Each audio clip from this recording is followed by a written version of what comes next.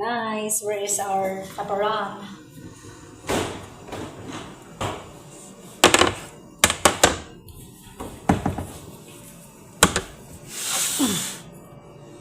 Diba?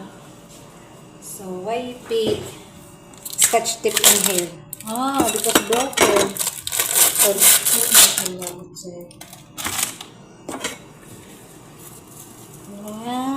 You see guys? Mashallah. So, this one.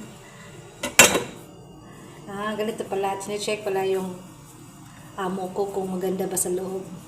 Kasi last time na bumili siya, hindi maganda. Same, parang bus, parang buhangin siya. So, ito, tikman natin.